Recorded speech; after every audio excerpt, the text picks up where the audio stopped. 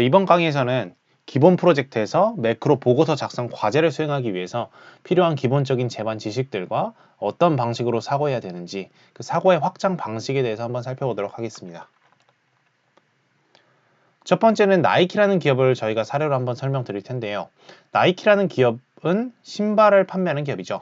의류도 판매를 하겠지만 보통 신발로 굉장히 유명합니다.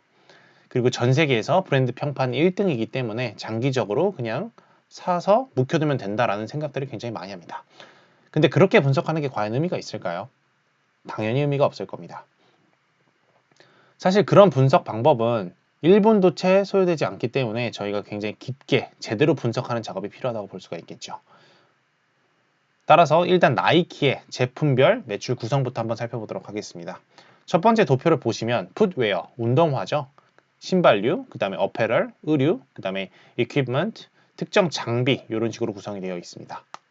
결과적으로 신발에 대한 매출 비중이 가장 높기 때문에 신발이 얼마나 많이 팔리냐, 신발 판매량, 그리고 신발 가격이 얼마나 인상될 것이냐, 이 두 가지가 매출을 결정짓는 핵심 변수라고 볼 수가 있겠죠.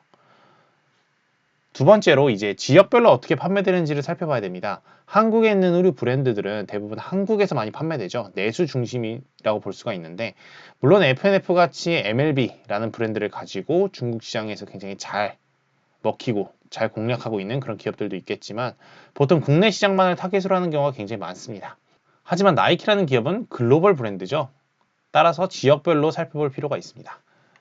두 번째 도표에서 볼 수 있듯이 북미에서 43%, 그리고 유럽, MENA라고 하는 건 이제 미들 이스트 앤 노스 아프리카의 약어죠. 그래서 중동과 북아프리카를 의미합니다. 그래서 유럽 지역을 관할할 때 이렇게 다 포함하는 경우가 굉장히 많습니다. 결국에는 유럽이 27% 정도를 차지하고 있죠. 그 다음에 Greater China라고 해서 결국 중화권이 되겠죠. 뭐 중국, 대만 아니면 홍콩 이렇게 세 가지 국가를 포함했을 때 15%, 그다음에 아시아 퍼시픽 앤 라틴 아메리카가 14%를 차지하고 있습니다. 물론 여러분들이 이거를 직접 하실 때는 자료가 없는 상태에서 하시게 될 겁니다. 그러면 각 국가별로 저희가 매크로 보고서에서 다루는 것들이 미국, 중국, 유럽, 일본, 한국, 그다음 원자재 이렇게 6가지 파트를 다루는데 각 국가의 증시에서 시가총액이 큰 기업들만 저희가 발췌해가지고 분석을 하면 되겠죠. 여러분이 실제로 인턴 또는 신입으로 입사하게 되면은 데이터 가공 작업을 굉장히 많이 하실 텐데 실제 업무를 사전에 경험한다라고 보시면 될 것 같고 역시나 이력서에서도 관련된 기업들을 일목요연하게 또 활용하실 수 있습니다. 그래서 이런 데이터들을 어떻게 모으고 어떤 방식으로 분석할 수 있는지 어떤 사이트들을 들어가야 되는지에 대한 부분은 별도의 강의를 통해서 저희가 캐링이라고 하는 굿즈의 모회사인 기업 사례를 통해서 설명드릴 예정이니까 해당 영상을 참고해 주시면 좋을 것 같습니다.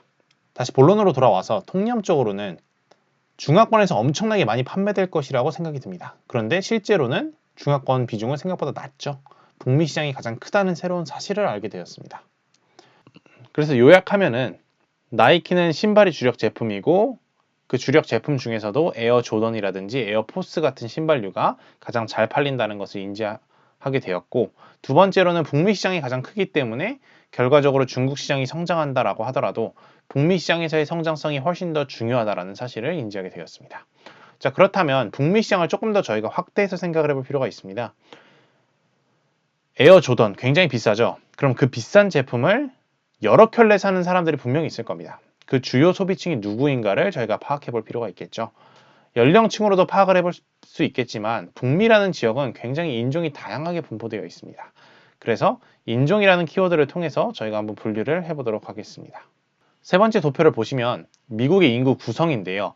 백인이 60%, 히스패닉이 19%, 흑인이 22%, 아시아가 6% 정도로 구성되어 있습니다. 자, 그런데 미국에 가보신 분들은 다 아시겠지만 백인들은 생각보다 검소하게 사는 경우가 많습니다. 물론 부유층의 자녀들은 훨씬 더 많은 돈을 소비하면서 살겠지만 기본적으로 검소함을 가정교육을 통해서 많이 가르치기 때문에 검소하다라고 볼 수가 있겠죠. 그런 관점에서 저희가 바라봤을 때 그러면은 결국에는 이런 에어 조던 같이 좀 비싼 신발들을 여러 켤레 구매하는 소비층은 히스패닉이구나 라는 결론에 도달할 수 있습니다. 실제로도 굉장히 그런 문화를 가지고 있습니다. 예를 들어서 초록색 모자를 썼다라고 하면요. 신발도 초록색으로 깔맞춤하는 그런 경향이 조금 짙게 나타납니다. 자, 그러면 여기서 다시 요약을 해보면 나이키라는 기업을 볼 때 신발이 중요하다. 북미 시장이 가장 중요하다. 북미 시장 중에서도 히스패닉의 소비가 가장 중요하다. 라는 결론에 도달할 수 있죠. 그러면 나이키가 실적 발표를 할 때 이런 세 가지의 주요 포인트들을 잡고 실적 발표를 해석하게 된다면 시간적으로 굉장히 절약할 수 있고 주요한 포인트들을 바로바로 뽑아낼 수 있겠죠. 이런 식으로 여러분들이 사고를 해주시면 된다 라는 점을 말씀드리고, 그렇다면 나이키 주가는 왜 하락하고 있을까요? 뭐 여러 가지 가설을 세울 수 있는데 여러분들이 어떤 기사도 보지 않은 상태에서 한번 생각해 보는 겁니다. 그런 과정이 굉장히 중요한데요. 저의 뷰를 말씀드리면 첫 번째는 히스패닉계 젊은 친구들의 가처분 소득이 감소함에 따라서 신발 구매량이 감소하고 있다. 이런 식으로 세워볼 수도 있고, 그 다음에 중국 시장에서의 판매량이 좀 저조하다라는 것도 가정을 세울 수가 있습니다. 상해를 보면은 도심 한복판의 명품관 바로 옆에 짝퉁을 판매하는 점포들을 굉장히 많이 볼 수가 있습니다. 그만큼 중국인들의 가처분 소득 자체가 줄어들고 있기 때문에 정품을 사기보다는 가품을 좀 더 많이 소비하기 때문에 오히려 나이키의 판매량이 감소하고 있는 거 아닌가라고 생각을 해볼 수도 있겠죠. 뭐 실질적으로 중국의 가처분 소득이 매우 감소하고 있는데 그에 대한 근거로는 GDP 경제 성장률이 5% 미만을 구가하고 있다라는 증거를 들 수가 있습니다. 세 번째 이유는 이제 PC주의로도 설명을 할 수가 있는데요. 모두가 되고 싶어하는 워너비 모델들이 아니라 덩치가 있으신 분들 또는 뭐 소수자들을 모델로 고용함으로써 브랜드 가치가 하락하게 되었고 소비자들의 구매가 많이 대폭 하락하는 그런 것들도 저희가 이유로 들 수가 있습니다. 사실 더 자세한 내용은 미국의 다트라고 할 수 있는 에드거에 들어가서 나이키를 검색하면은 MD&A라고 하는 부분에 굉장히 경영진들이 시장 또는 이 기업의 실적에 대해서 어떻게 보고 있는지 뭐 포캐스트에 대한 부분도 나와 있으니까 해당 부분을 참고해 주시면 좋을 것 같습니다. 자, 두 번째로 이제 매크로 변수 중에서 가장 중요하다고 볼 수 있는 석유에 대해서 한번 다뤄보도록 하겠습니다. 일단 석유가 무엇인지는 사실 대부분의 분들이 다 알고 있죠. 액체 상태로 있는 끈적끈적한 기름이라고 볼 수 있습니다. 그리고 기체 상태로 있는 것은 이제 천연가스다. 이렇게 두 가지로 분류해 볼 수가 있는데요. 자, 그렇다면 이 석유의 종류가 몇 개가 있는지를 일단 살펴보면 좋을 것 같습니다. 크게 세 가지가 있는데 첫 번째는 이제 WTI라고 해서 미국 텍사스에서 추출되는 석유 유종을 대표하는 벤치마크 지수죠. 따라서 미국 전역에 있는 유종을 대표한다라고 보시면 될 것 같습니다. 다음으로 이제 두바이유가 있는데 이 두바이유는 우리가 두바이에서 생산하는 석유라고 생각을 하지만 실질적으로는 오만에서 나오는 석유를 기준으로 하고 있습니다. 중동에서 나오는 40개 이상의 유종이 있는데 그런 중동산 유종을 하나로 통일했다라고 보시면 될 것 같습니다. 통일한 이유는 굉장히 간단합니다. 특정한 벤치마크 지수가 있어야지 거래를 할 때 이런 왜곡되는 효과를 굉장히 줄일 수 있기 때문이죠. 뭐 동일한 석유라고 하더라도 오만에서는 배럴당 45불, 사우디에서는 47불, 두바이에서는 53불 이런 식으로 된다라고 하면은 거래를 하는 데 있어서 굉장히 불편하고 서로 믿지 않는, 신뢰가 형성되지 않는 그런 불상사를 낳을 수 있겠죠. 마지막으로 이제 브렌트입니다. 브렌트유는 북해에 위치해 있는 유전이라고 볼 수가 있는데 영국과 네덜란드, 노르웨이 이렇게 세 개의 국가가 유전을 확보해서 시출을 하고 있습니다. 그 중에서도 노르웨이가 가장 많이 생산하고 있다라고 보시면 될 것 같고 그 중에서도 노르웨이가 가장 많이 생산을 하고 있다라고 보시면 될 것 같고 대표적인 기업으로는 뭐 브리티시 페트롤륨이라든지 BP라고 하죠. 아니면 로열 더치쉘 이런 기업들이 있겠죠. 번외로 로열 더치쉘이라고 하는 기업에 대해서 간단히 설명드리면 일본에 있는 그 조개 껍데기, 쉘이 껍데기죠. 그 껍데기를 일본에서 조달해서 유럽 시장에다 팔았던 것에서부터 시작한 기업이라고 볼 수가 있습니다. 다음으로 석유 발표 기관들을 한번 살펴보도록 하겠습니다.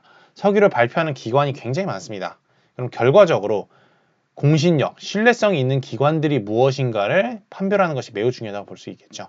첫 번째 기관은 오펙입니다. 오펙이라고 한다면 이제 간단히 말하면 산유국이라고 볼 수가 있습니다.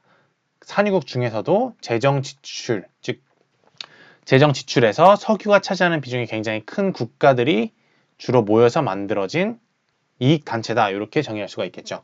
따라서 오펙은 늘 고유가를 희망할 수밖에 없습니다. 왜냐하면 동일한 양의 석유를 판매한다라고 했을 때 좀 더 비싸게 팔아야지만 재정 지출에 대한 부담을 낮출 수 있기 때문이죠. 다음으로는 EIA가 있습니다. 이 기관은 연방정부에서 관할하는 건데요. 정확도는 낮지만 굉장히 신속하게 정보를 게재한다는 측면에서 저희가 반드시 봐야 되는 기관 중 하나입니다. 월 단위 또는 주 단위로 계속해서 데이터가 업데이트 된다는 점에서 추세를 파악할 수 있겠죠. 그런 점에서 굉장히 매력적이다라고 볼 수가 있고, 그리고 EIA에 들어가 보시면은 굉장히 많은 자료들이 있습니다. 정말 너무나도 방대한 자료들이 있는데, 예를 들어서 미국 전역에 주요 유전지대가 어디에 위치해 있는지 그런 것들이 다 도표화되어 있고요. 아니면 파이프라인이 어떻게 연결되어 있는지, 알래스카에서는 구체적으로 몇만 배럴을 지출하고 있고, 뭐 연방정부가 보유하고 있는 유전지대의 규모는 얼마인지, 이런 정보들이 굉장히 많기 때문에 여러분들이 꼭 들어가셔서 심심할 때마다 클릭해 보시면 미국 에너지 그리고 글로벌 에너지 시장에 대해서 굉장히 많은 인사이트를 얻으실 수 있을 겁니다. 다만 단점이라고 한다면 신속하게 정보를 게재한다는 것은 정확하지 않다는 뜻이겠죠. 그래서 계속해서 조정을 많이 해줍니다. 실제로 바이든 정권 당시에 정치적인 압력들이 굉장히 많았습니다. 그래서 의도적으로 인플레이션을 좀 낮추기 위해서, 기대 인플레이션을 좀 낮추기 위해서 석유 생산량을 증가됐다는 그런 자료들을 많이 게재한다던가 하는 등의 조정 작업이 많이 수반되었다라는 점은 인지해 주시면 좋을 것 같습니다. 따라서 정치적 요인에 따라서 상이하다는 점이 특성이라고 볼 수가 있고요. 마지막으로 세 번째는 IEA입니다. 본부는 프랑스 파리에 있고요. 1974년 벨기에 브뤼셀에서 개최된 석유 소비 관련 회의로서 29개의 회원국을 보유하고 있습니다. 자, 그런데 유럽이라는 국가는 에너지 자립도가 생각보다 낮습니다. 독일 같은 경우에는 러시아산 천연가스를 굉장히 많이 수입함으로써 저렴한 원료비로 경제 성장을 구가해 왔었죠. 그런데 러시아가 가스를 끊자마자 정말 순식간에 망하고 있습니다. 예외적으로 프랑스 같은 경우에는 원자력 발전소 비중이 굉장히 높습니다. 75%에서 85% 사이를 차지하고 있는데, 따라서 굉장히 잘 버티고 있다고 볼 수가 있겠죠. 결론을 지으면 유럽 국가들은 굉장히 에너지 자립도가 낮다. 따라서 저유가를 희망할 수밖에 없겠죠. 고유가가 되는 순간 소비자 물가부터 시작해서 각종 산업용 그리고 가정용 전기료 등등 이런 전기료가 폭발적으로 상승할 것이기 때문에 저유가를 희망한다라고 보시면 될 것 같습니다. 그래서 오펙이 발표하는 거는 항상 그 특유의 논조를 파악하는 것이 포인트라고 볼 수가 있습니다. 뭐 더 자세한 거는 제가 피드백 드리면서 그때 해소하도록 하겠습니다. 이제 금에 대해서 살펴보도록 하겠습니다. 우리가 통상적으로 아는 금은 달러 가치가 약세가 되었을 때 금의 가격이 오른다라는 공식을 알고 있지만, 사실 모든 공식이라는 것이 그 전제 조건이 무엇이냐에 따라서 전혀 다르게 해석할 수가 있습니다. 그래서 맹목적으로 달러가 약세가 되면은, 즉 달러 인덱스가 하락하면 무조건 금 가격이 오른다, 이런 식으로 외우면 큰 코를 다칠 수 있겠죠. 그래서 그것에 대해서 한번 세부적으로 다뤄보도록 하겠습니다. 금의 수요처는 크게 세 가지로 볼 수 있습니다. 첫 번째는 귀금속인데요. 보석용으로 한 50% 정도를 소비한다라고 볼 수 있습니다. 그 다음에 두 번째로는 산업용 금속으로서 우리가 전자기기를 만들 때 제조 공장에서 한 10% 정도를 소비한다라고 볼 수가 있고요. 세 번째로는 이제 화폐 가치 또는 뭐 투자 용도라고 볼 수가 있습니다. 여기서 중앙은행이 한 15% 정도, 그 다음에 투자용으로 한 25% 정도를 차지한다라고 볼 수가 있는데요. 중앙은행이 갖고 있는 거는 말 그대로 근본이제를 돌아갔을 때를 대비해서 중앙은행 금고에다가 보관하고 있는 것이다라고 볼 수가 있습니다. 물론 이 비중 자체는 어떤 기준으로 설정하느냐에 따라서 조금씩 상이하겠지만, 영향력 측면에서 좀 더 세부적으로 다뤄보도록 하겠습니다. 통상적으로 우리가 금의 가격을 결정짓는 가장 큰 변수는 세 번째 거라고 볼 수가 있습니다. 그래서 화폐 가치 또는 투자 가치로서의 금의 용도가 가장 크다라고 이해해 주시면 좋은데, 귀금속은 많이 산다고 하더라도 개인이 사는 것이기 때문에 기업이 사는 경우는 거의 없죠. 그렇기 때문에 금의 가격에 영향을 주는 것은 상대적으로 적지만, 이것도 역시나 예외적으로 아닌 경우가 존재합니다. 최근의 상황이 바로 그 대표적인 예시인데요. 2022년 3월에 우크라이나와 러시아의 전쟁이 터졌습니다. 전쟁이 터지고 나니까 우크라이나 또는 러시아에서 대량의 밀을 수입해 오던 중동 국가들 그리고 북아프리카 국가들의 의식주 중에서 식이 파괴되는 그런 결과를 낳게 되었습니다. 북아프리카와 중동, 메나죠. 메나 지역의 주식은 이제 빵입니다. 현미도 많이 먹긴 하지만 보통 빵을 더 많이 선호합니다. 그래서 빵의 원료가 되는 것은 밀이겠죠. 우리가 흔히 말하는 밀가루의 약어겠죠. 그 밀의 수입이 전쟁으로 인해서 불가능해졌기 때문에 물가가 폭발적으로 상승하게 되었고, 우리가 흔히 말하는 하이퍼 인플레이션이 발생을 하게 됩니다. 하이퍼 인플레이션이라는 것은 화폐의 가치가 휴지 조각이 됐다는 뜻이고, 화폐의 가치가 하락하게 되면서 자국의 화폐인 리라화, 뭐 이집트의 경우에는 리라화를 사용하고 그다음 많은 중동 국가들이 또 리라화를 실제로 사용합니다. 그래서 리라화를 사용하는데 이집트의 경우에는 이런 물가를 잡기 위해서 금리를 60%까지 올리게 됩니다. 자, 여기서부터가 핵심입니다. 그렇게 금리를 인상하니까 그리고 물가가 높아지니까 자국민들이 자국의 화폐를 신용하지 않게 됩니다.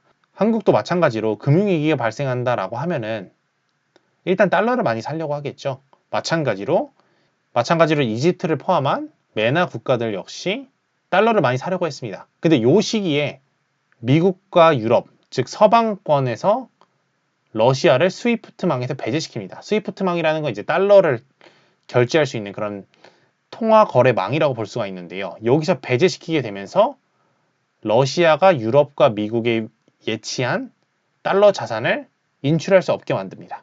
그러면 미국과 반대되는 국가에 있는 대표적으로 사회주의 국가들이 되겠죠. 그런 사회주의 국가들은 언제든지 자신들이 예치한 달러를 뺏길 수 있다라고 생각을 하게 되기 때문에 달러를 쟁여놓는 것이 아니라 공용화폐라고 할 수 있는 금을 사게 되는 겁니다. 중국, 러시아 그리고 각종 메나 지역에 있는 그다음 남미 지역에 있는 국가들이 금을 사재기 하다 보니까 자연스럽게 금 가격이 폭발적으로 상승했다라고 볼 수가 있는 거죠. 실제로 2020년도에 코로나가 발발했었을 때 금 가격이 잠깐 올랐지만 이때는 미국을 포함한 많은 국가들이 유동성을 살포했습니다. 그래서 달러 가치가 하락하게 되면서 올라갔다라고 볼 수 있을 것 같고 그다음 계속 유지되다가 러시아 우크라이나 전쟁이 발발하고 나서 본격적으로 금의 가격이 상승했다라고 볼 수 있는 거죠. 자, 그러면 우리가 뭐 어떤 도표를 해석하는지 간에 항상 도표를 펼쳐놓고 이 그래프가 크게 변동되었을 때 왜 변동되었는지 그 원인에 대해서 기록하는 것이 매우 중요합니다. 그래서 금이 2020년도에 올랐을 때는 코로나로 인한 유동성 확보를 통해서 구성이 되었고 이때는 스위프트망 배제로 인해서 공산주의권 국가들이 금을 사재기하면서 금 가격을 밀어 올렸다. 이렇게 볼 수가 있는 거죠. 결국 환경에 따라서 전혀 다르게 해석해야 된다는 게 이제 금융시장의 묘미고 이것을 잘해야지만 여러분들이 다음 단계로 넘어갈 수 있겠죠. 의대 증원에 대해서 한번 다뤄보도록 하겠습니다. 시사 이슈들을 투자 아이디어로 연결시키는 작업이 굉장히 중요하고 기본 프로젝트에서 가져갈 수 있는 가장 큰 메리트라고 생각을 합니다. 윤석열 정권이 의대 증원을 굉장히 강하게 드라이브를 걸면서 논란이 됐었죠. 자, 그러면 의대 증원의 나비 효과가 무엇이냐, 어떤 현상들을 초래할 수 있을까를 한번 살펴보도록 하겠습니다. 의사 수가 증가하게 되면 결과적으로 하단의 그래프에서 보시듯이 의사 수 확대로 인해서 비용이 증가할 수밖에 없습니다. 변호사도 로스쿨을 만들면서 굉장히 많은 변호사들이 연간 1000에서 2000명 정도 공급이 되었고 이제 공급 과잉으로 시달리고 있죠. 변호사 시장과는 약간 다른 특성을 가지고 있긴 한데 변호사는 그냥 개개인이 변호사 사무소를 열거나 아니면 로펌에 취직하면 그만이겠죠. 반면에 의료는 건강보험이 적용되는 공공재적인 성격을 가지고 있습니다. 따라서 의사 수가 증가한다는 것은 필연적으로 비용의 증가를 초래한다라고 저희가 해석할 수 있겠죠. 과거에 의사 1명당 환자 100명을 진단했다라고 가정을 하겠습니다. 그런데 만약에 의대 정원으로 인해서 의사 수가 증가했고 의사 1명당 환자를 50명씩밖에 진단할 수 없는 그런 구조적 환경에 노출되었다면 어떨까요? 의사들 입장에서는 진료 단가가 높아지지 않는 이상 수입이 갑자기 50%로 줄어드는 그런 경험을 하게 될 겁니다. 따라서 의사들 입장에서는 당연히 의대 정원에 대해서 불만을 표출할 수밖에 없죠. 이게 본능이기 때문에 뭐 좋고 나쁘고 선과 악의 개념이라고 볼 수 없습니다. 다만 저희는 그래서 의대 정원을 밀어붙이고 성공을 했을 때 그런 시나리오가 구현되었을 때 사회적으로 어떻게 바뀔 것인가 그래서 어디에 투자해야 될 것인지를 지금부터 깊게 한번 살펴봐야겠죠. 일단 의대 증원이 됐다라고 가정을 해보고 진행을 하면은 의사수 확대로 인해서 비용이 증가하게 되었고 이에 따라서 건보료가 굉장히 부족해질 겁니다. 건보료는 이제 문재인 정권 당시 건보료의 적용 대상이 되는 분야를 확대함으로써 굉장히 빠르게 고갈이 되었죠. 따라서 가뜩이나 부족한 건보료가 더욱 부족해지는 사태에서 의대 증원이 현실화된다면 자연스럽게 건보료 부족 현상은 더더욱 심화될 수밖에 없습니다. 그러면 이 상황에서 크게 세 가지의 대응책이 있을 겁니다. 첫 번째는 건보료를 올리는 거죠. 그런데 가뜩이나 살기 힘든 상황에서 건강보험료를 인상하겠다라고 하면은 국민들의 반대가 어마어마하겠죠. 따라서 정치인들이 가장 두려워하는 지지율의 하락으로 이루어질 수밖에 없습니다. 이는 정말 신념이 가득한 정치인이 아니고서야 굉장히 하기 힘든 그런 대응책이라고 볼 수 있죠. 따라서 사실상 굉장히 어렵다고 볼 수 있으니까 두 번째 대안으로 넘어가 보도록 하겠습니다. 두 번째 방안은 국채를 발행하는 겁니다. 국채를 발행하면 결국 미래 세대로부터 세금을 미리 땡겨온다라고 볼 수가 있죠. 지금 당장 세금을 거둘 거냐 아니면 미래 세대에게 세금을 넘길 거냐 라고 볼 수가 있는데 결국 조삼모사입니다. 자, 그런데 더 이상 국채를 발행하는 것이 불가능해질 정도로 건강보험이 적자를 기록하면 어떻게 될까요? 그렇게 되면은 결국에는 장기적으로 의료 민영화가 될 수밖에 없습니다. 이게 이제 주요 포인트인데요. 지금은 국가가 건강보험료라는 것을 통해서 저희가 병원에서 치료를 받을 때 지원을 해주지만 의료 민영화가 되면은 개인이 직접 사보험을 들어서 보험을 처리해야 됩니다. 세부적인 방안을 우리가 생각해 볼 때 뭐 직접 맞닥뜨려야지만 알 수가 있겠지만 예상을 해본다라고 하면은 아마도 보험사는 특정 병원의 프랜차이즈, 뭐 대형 병원이라고 한다면 전국에 있는 삼성병원, 뭐 전국에 있는 아산병원 이런 병원들과 제휴를 맺어서 보험 상품을 판매하려고 할 겁니다.